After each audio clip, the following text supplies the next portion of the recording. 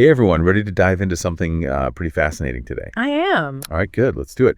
Today we're going to be taking a look at universalism, and we're going to be using Prabhat Ranjan Sarkar's Towards Universalism, a World Government and Constructive Ideals as our guide for this one. Okay.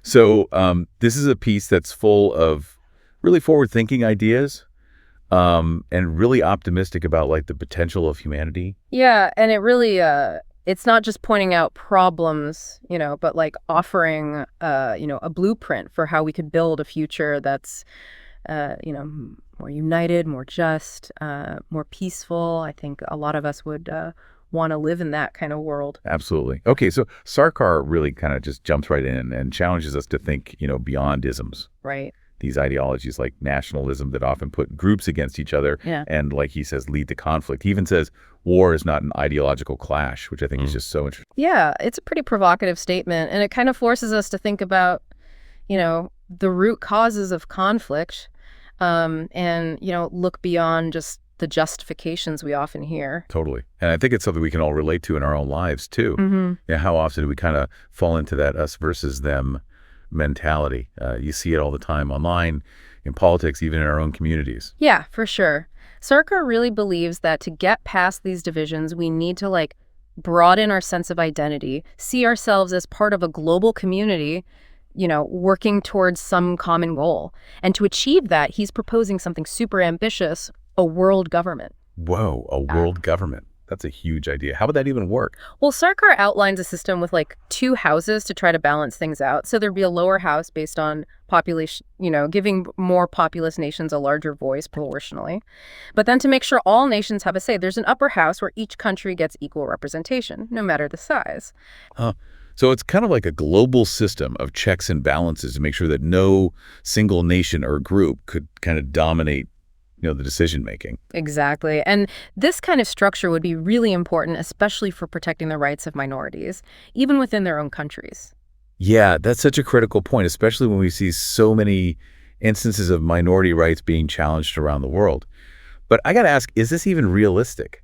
Could this type of structure actually work? I mean, I imagine there'd be tons of challenges, right? Setting up and running a whole world government. Oh, absolutely. It's a bold vision for sure, and there would be a lot of complexities. But the core idea that we need global cooperation to solve global problems, that's becoming more and more urgent every day. Think about climate change, pandemics, global economic instability. These issues don't stop at borders, That's true. It really highlights how interconnected our world has become. Mm-hmm. But thinking about a world government, wouldn't we also need a common language so everyone could understand each other? You're right on track with Sarkar's thinking there. He actually proposes a universal language, which he calls Vishva Bhasa. And he really believed this would help bridge those communication gaps and foster more understanding, more empathy between different cultures. I love that idea. Imagine a world where everyone, no matter where they're from or their background, could communicate and understand each other. Right. It opens up so many possibilities for collaboration, for innovation, for peace. Yeah. He even suggests using Roman script as the basis for this universal language because of its scientific structure. But he also makes it clear that it's not about erasing cultural diversity. Local scripts and languages would still be important to preserve. That's good. It sounds like a really thoughtful approach that respects both, global unity and the richness of all these individual cultures. Okay, so we're talking about world government, universal language. It makes me think about the future of culture itself. Mm-hmm. Like in an increasingly connected world, how do we deal with the complexities of cultural identity? Would we all just blend into one global culture? That's where Sarkar's definition of culture gets really interesting. He defines it as the collective expression of social life. And he says there are these differences between cultures, what he calls prima facie differences, basically, the differences you see on the surface. But he emphasizes that these are often superficial. And underneath all of that, there's a shared human experience that binds us all. So it's about recognizing both what makes us unique and what connects us as humans. Exactly. He's all about encouraging those universal human values, compassion, kindness, a sense of justice, those things that go beyond cultural boundaries, and discouraging the emphasis on the superficial differences that can cause division. He even goes so far as to suggest that practices like intermarriage could help to white out prima facie differences and create a more cosmopolitan outlook. Wow. That's a pretty bold idea. But I can see how it could lead to more understanding and break down those barriers between groups, if done thoughtfully and respectfully, of course. Right. It challenges us to really think about how our own cultural identities shape how we see the world, and how we can embrace both our individual heritage and that shared humanity we have. It's like expanding our circle of empathy Yeah. to include all of humanity, Yeah. you know, and recognizing that we're all part of this one big interconnected family. And what I find really inspiring about Sarkar is his optimism about humanity's ability to evolve. He sees us moving from nationalism to internationalism and ultimately to a universal consciousness. Yeah. He uses this image of humanity's psychic projection expanding outward, encompassing more and more, with the world becoming smaller and smaller until we see ourselves as just one unified race. It's a beautiful vision of a future where we overcome all those artificial divisions and embrace that shared humanity. But it seems so idealistic. How do we actually get there? It's not going to happen overnight, right? Of course not. And this is where Sarkar's pragmatism comes in. He's really clear that we need to go beyond lofty ideals and actually take action, do something constructive. He criticizes movements that just focus on tearing down existing systems without offering any real alternative. So it's not enough to just point out what's wrong. We have to actually build something better. Exactly. He calls for a ceaseless and pactless struggle against all anti-human and antisocial factors, Wow. but always with a constructive ideal in mind. He even talks about fighting the system of capitalism, but not the capitalists themselves. Literally. Yeah, it's fascinating. He actually sees capitalists as suffering from a mental ailment, like they're fixated on acquiring wealth and power. But he thinks this can be cured by shifting their focus toward psychic and spiritual pursuits, basically finding fulfillment in things that are deeper than material gain. That's surprisingly compassionate. Instead of demonizing individuals, he's challenging the system that encourages greed and exploitation, and even suggesting that those who benefit from the system can change. Right. And it raises a really interesting question. Can we separate the actors from the system itself? Can we imagine a world where economic structures actually serve humanity instead of exploiting it? That's a deep one, and something we'll definitely want to explore further. But I think this is a good place to pause for now. Yeah. We've covered so much in this first part of our dive, from the limits of isms to these really big ideas about a world government and a universal language. And we just started touching on Sarkar's perspective on culture. Right. But there's still a lot more to unpack. Definitely. So welcome back to our deep dive into Prabhat Ranjan Sarkar's vision of universalism. We're going to keep going in this segment and look at some of his ideas about, social and economic transformation, really get into the practical solutions he offers for creating a world that's both just and sustainable. Awesome. Yeah, we talked a lot about unity in that last segment, but I'm curious, what does that actually look like in practice? How do we move from these big ideals to real, tangible changes in how our societies and economies work? That's a really great question.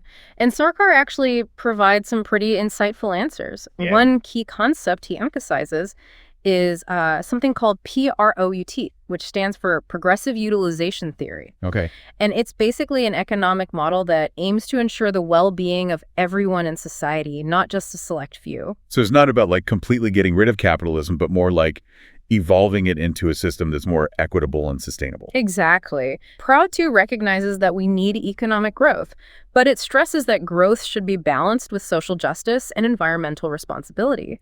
One of the core principles of PROUT is this idea of a guaranteed minimum standard of living for everyone. Well, that sounds pretty radical. You mean everyone having access to basic necessities, food, shelter, healthcare, education, no matter what their circumstances are? That's right. It really challenges that traditional capitalist idea that wealth should be concentrated in the hands of a few.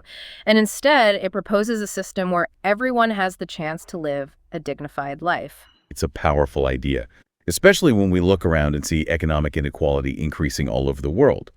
But how does PROUT address the issue of wealth accumulation and the potential for exploitation that we see in our current systems? Well, one way PROUT tries to do this is by limiting the accumulation of wealth, both for individuals and corporations.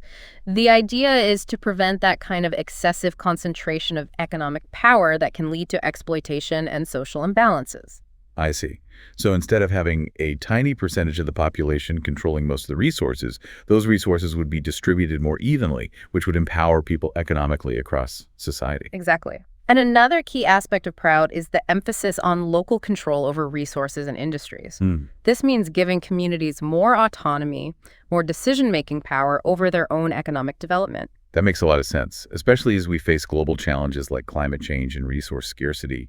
That kind of local control could create greater self-sufficiency and resilience. For sure. It's all about promoting a more decentralized and democratic approach to economic governance, where communities have the power to shape their own destinies and make choices that benefit both their people and the environment. So we've been focusing on economic systems, but Sarkar's vision goes beyond just that, right? He also talks about spiritual development and its role in shaping a more harmonious society. How does spirituality fit into all of this? That's a really important point. Sarkar believed that true progress isn't just about material well-being, it also involves inner transformation. He's really big on cultivating universal human values, things like compassion, love, kindness, that sense of interconnectedness we talked about earlier. So it's not just about changing structures, but also changing hearts and minds? Exactly. He saw spiritual growth as essential for overcoming those egocentric tendencies that can lead to so much conflict and exploitation. He thought that by cultivating unity, recognizing our shared humanity, connecting to something greater than ourselves, we could create a more peaceful and just world. Yeah, it's a good reminder that building a better future isn't just about finding the right economic and political solutions. It's also about deepening our understanding of ourselves and our relationships with each other. It's about cultivating those qualities of empathy and compassion that allow us to see beyond our own self-interest. Absolutely. And Sarkar doesn't just present these ideas as some abstract theory. He sees universalism as a call to action. Okay. He challenges us to re-examine our priorities, to adopt a more inclusive worldview, and to actively work towards creating a world that reflects our highest aspirations. It's like a call to step up, to move beyond that limited view of self-interest and embrace a sense of responsibility for the well-being of everyone, of the planet, recognizing that our own individual well-being is tied to the well-being of all. Right. And that recognition can be really powerful. It can inspire us to work towards a future where everyone has the opportunity to thrive, where compassion and wisdom guide our actions, and where our economic and social systems actually promote justice and sustainability. This has been such an enriching conversation. It's given me a lot to think about, this vision of the future that's so hopeful, but also grounded in practical solutions. It's a vision that invites us to really imagine a world where unity, justice, and compassion aren't just ideas, but actual lived experiences. It is, isn't it? And it's a vision that reminds us that we all have the power to make this happen. We can be the architects of a world that's truly worthy of our shared humanity, a world that embodies those ideals of peace, cooperation, and mutual understanding. Well, we've covered a lot of ground in this deep dive. Sarkar's ideas about world government, a universal language, economic justice, the importance of spiritual development. It's a lot to take in, but there's still more to explore. There is. All right, we're back for our final segment, diving into Prabhat Ranjan Sarkar's vision of universalism. We've talked about so much already: world government, economic justice, and more. But there are still a few key pieces of this puzzle to explore. Let's start with education. Yeah, education was something Sarkar was super passionate about. He saw it as absolutely crucial for both individual and societal transformation. Wow. He envisioned a system that went way beyond, just memorizing facts and figures. He wanted education to focus on developing the whole person intellectually, emotionally, spiritually. So not just filling our heads with information, but actually helping us become well-rounded individuals who can think critically, connect with others, and contribute something meaningful to the world. Exactly. He called this neo-humanist education, and the focus is on fostering intellectual development alongside moral and spiritual growth. The idea is to raise people who aren't just smart, but also compassionate, ethical, and truly committed to the well-being of others. That sounds amazing. Yeah. But how do you actually make that happen? What would this kind of education system look like in real life? Well, Sarkar talked about creating environments that encourage curiosity, creativity, critical thinking. Imagine, like hands-on learning experiences, a curriculum that's really relevant to the real world. Making it engaging, not just some abstract stuff you have to memorize. Yeah, exactly. And just as important, he stressed the need to incorporate that sense of universalism right into the education system. Breaking down barriers between cultures, promoting understanding, respect for diversity. So raising global citizens who are aware of their interconnectedness with all of humanity. Exactly. It's a beautiful reminder that learning isn't just about acquiring knowledge, but about cultivating wisdom, compassion, and a deep understanding of our shared humanity. Okay, we've talked about education, but what about the role of culture itself? How do we reconcile this idea of unity with the fact that our world is so diverse, full of different traditions and beliefs? Right. Sarkar was all about finding that balance. He really believed in the beauty and importance of preserving diverse cultural heritages, but also promoting a sense of shared human identity. So it's not about creating one homogeneous global culture, but more like, I don't know, a tapestry of all these different threads woven together. Yeah, that's a great way to put it. It's about encouraging intercultural exchange, learning from each other's traditions, languages, perspectives. He saw this as crucial for overcoming prejudice and fostering that global citizenship we talked about.